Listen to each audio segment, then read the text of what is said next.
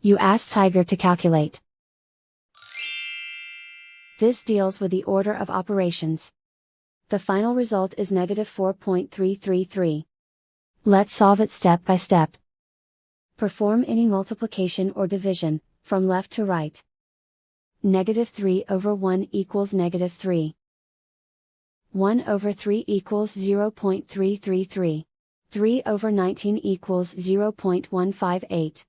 16/19 equals 0.842. Calculate any addition or subtraction, from left to right. -3 minus 0.333 equals -3.333. -3.333 minus 0.158 equals -3.491. -3.491 minus 0.842 equals -4.333. And so the final result is -4.333.